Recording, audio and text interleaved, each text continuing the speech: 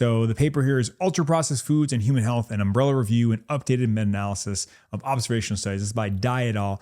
And essentially for context here, we are having an increasingly amount of consumption of ultra processed foods, and people are eating lots and lots of processed foods, and we're not sure what the implications are for non-communicable diseases. So things like diabetes, obesity, all that stuff. Obviously, spoiler, probably not good, but this kind of looked at it more specifically. And the goal of this article was to evaluate and update the existing evidence in the association of these ultra processed food consumption on health outcomes.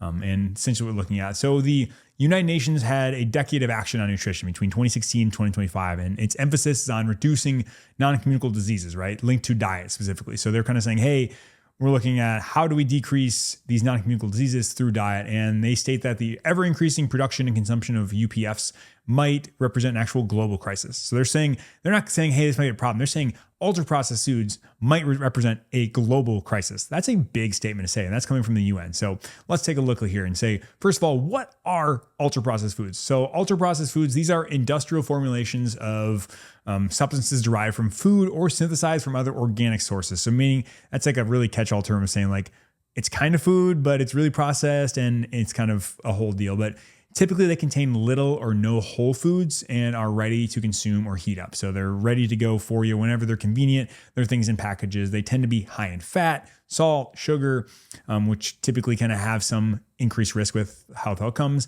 And they may have, lower amounts of dietary fiber, protein, or missing a lot of micronutrients. And so missing the good stuff and has lots of the bad stuff. That's typically what it comes down to. And usually these products contain a variety of additional additives as well. And they render the final products hyper palatable, highly profitable, and ready to consume with a prolonged shelf life. So at the end of the day, they are making you, I'm going to repeat that, foods that are hyper palatable, highly profitable, and ready to consume. That is what an ultra processed food is. And that's what we're looking at here specifically in this study. So how they categorize it, well, there's this NOVA classification system, right? So groups 1 through 4.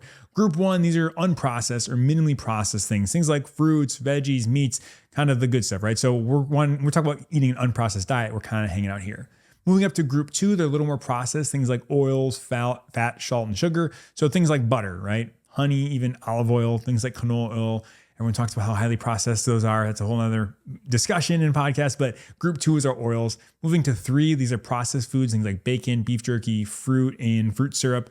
So things that are looking like food, but starting to move away from that. And then 4 are ultra processed foods, things like cookies, ice cream, pre-prepared pizzas, all the good stuff, right? All the super hyper palatable things. And so this is kind of this NOVA classification. And moving on here, there is a global health crisis, and a lot of times there's a link to it. So first of all, how much are we eating? Well, fostered by these characteristics, lobbied by the food industry and effective marketing strategies for these processed foods, consumption has sharply increased worldwide and is now increasingly prominent everywhere pretty much. And it's accounting for more than 50% of energy intake in many high-income countries like the US and the UK. So stepping back here, more than 50% of energy intake is coming from these ultra-processed foods in the US and the UK. That's a big deal. So that's just what they're saying here is about 50%. But what do we already know about their health outcomes? Well, a previous review of UPFs published by Lane et al. Showed that the UPF consumption was associated with adverse health outcomes, things like overweight, obesity, abdominal obesity, all-cause mortality, metabolic syndrome, depression, all these things were found with that. So we do have a history of seeing that, hey, these ultra-processed foods do seem to be linked with a bunch of bad health outcomes.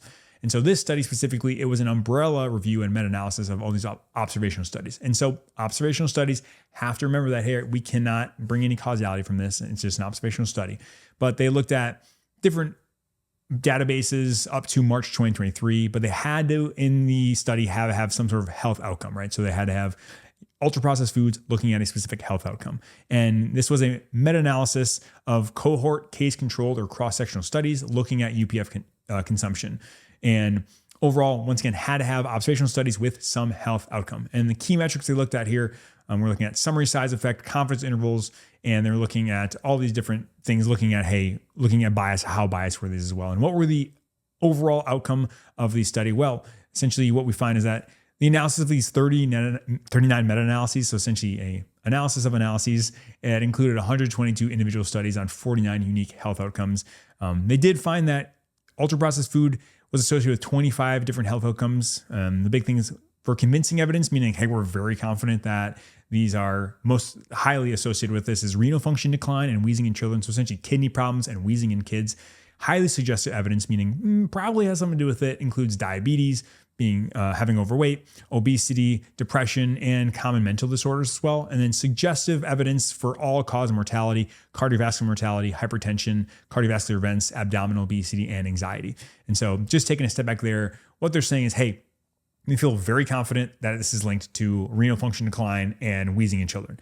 We also still feel pretty darn confident that diabetes, overweight, obesity, depression, those things, and then things that we think also play a role, things like mortality are the big things. So a lot of big players there, a lot of big health outcomes that we're finding with ultra-processed foods. But overall, this is not a huge surprise, right? We've done this time and time again that we think that ultra-processed foods, the more people eat, the less health-promoting diet they generally have. So not altogether surprising. Moving on here, looking at additional outcomes, they did have some weak evidence for colorectal cancer, Crohn's disease, inflammatory bowel disease, and metabolic syndrome. And then overall, though, one of the big takeaways is that a lot of the studies were classified as low or very low quality using the grade system. And so this is kind of the problem you have with meta-analyses and lots of large observational studies. It's very hard. It's a lot of heterogeneous data. It's hard to definitively make an amazing paper, but hey, we use what we got. And so one of the questions they had was, well, what's actually causing this, right? What's the mechanism behind the harm? And at the end of the day, it's nothing groundbreaking, right? So these super calorically dense foods lead to weight gain and then metabolic syndrome. And what is metabolic syndrome? Remember, it's waist circumference greater than 35 inches in men or 35 inches in women, 40 in men, hypertension with blood pressure diagnosis of 130/85, high blood sugar, fasting over 100, high triglycerides greater than 150, or low HDL, less than 40 for men, less than 50 for women. And so these really, really super dense, calorically dense things, they make you gain weight. That's like the least shocking news of the day, right? It's like, hey, when you gain weight, you have worse metabolic outcomes. That's the least shocking news. And that's what they're, kind of finding here. And the thing is, these are designed to be hyper palatable, right? Salt and the texture, they're scientists, right? They are trying to make the most delicious thing ever. I mean, you go and some of these things are crafted in the lab, and that's really what's kind of the big thing.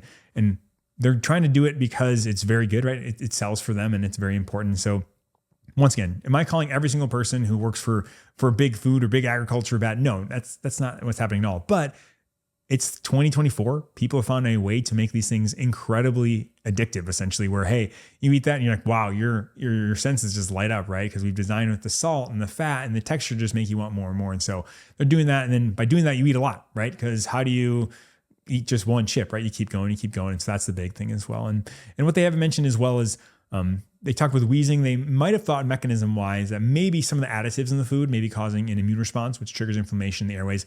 That's going to be impossible to definitively know looking at these studies, especially they're all observational. That is more speculative than anything. So I'm not saying, hey, this is what's happening. But that's what they think of. They think of, hey, maybe eating excessive amounts of calories and some of these additives may increase inflammation and oxidative stress. And I will say once again, there's probably mechanistic studies showing this is an option. And this is why we're kind of where they extrapolated from there, saying, hey, this might happen, may create inflammation, all that. But also when we eat too many calories, we also know that's a pro-inflammatory state as well and leads to oxidative stress. And so is it these additives? Is it the extra calories?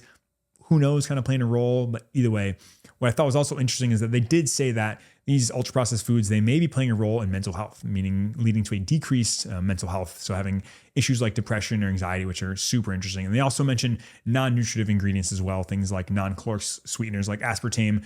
They say maybe that artificial sweeteners can inhibit the synthesis and release of neurotransmitters. This is once again in studies. So what they're saying is, hey, we see these correlations, right, of decreased mental health in people who eat these processed foods. Why is that? They're saying, from previous studies, things like in the lab, in vitro, maybe we saw a decreased amount of neurotransmitters after eating aspartame or artificial sweeteners. So they're kind of suggesting that it may be the cause. They're not saying by any means, hey, we know this definitively, we're proving it, but these are just some ideas thrown out there, which is kind of interesting. And at the end of the day, though, really what's happening, we know for a fact, though, is that the consumption, we're leading to a overconsumption. And that's really what it comes down to. We're eating way too many calories, leading to lots of issues in body weight, increased body weight and adiposity is not good. It leads to lots of issues down the line. So that's something we're thinking about and looking at as well. And so looking on to the implications for this health and practice. So this is something we should be talking about in dietary counseling. So we should be asking our patients, hey, what does your diet look like?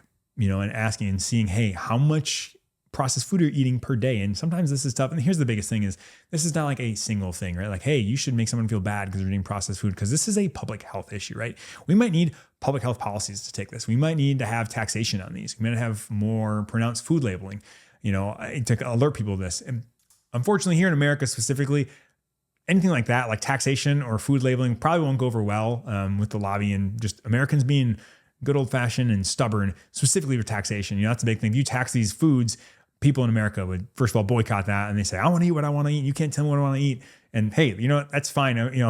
What did Ron Swanson say in one of his Parks and Rec episodes? Like, this is America. If you want to eat what you want and blow up to 400 pounds and die of a heart attack, that's fine. You can do that. That's beautiful. And I don't think it's beautiful, but I understand that. Hey, but we have to understand that this is very tricky, right? So the food environment is a huge challenge. And so it may take public health measures to help mitigate that. That's a whole other podcast. I'm not opening the can of worms on that, but this is some things to talk about. We may need to think about at a higher level, right?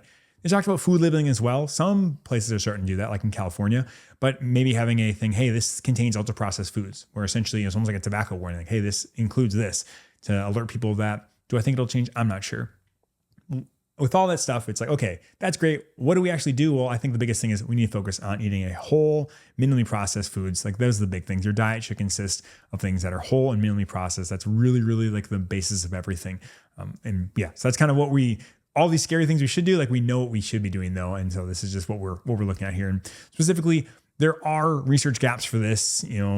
This is lots of limitations as well. There's high heterogeneity between these studies, meaning lots of different studies. We were relying on observational data and lots of health surveys, which we don't know how good that is long-term for that. May not be representative of their long-term diet. And on top of that, they did call for more high-quality cohort studies and randomized controlled trials to confirm the things they're finding and establish a safe level for UPF consumption. So they're saying, hey, is there a safe level of ultra-processed food consumption? They're not necessarily sure. And if you found this information helpful, then you might enjoy this next video that YouTube recommends as well.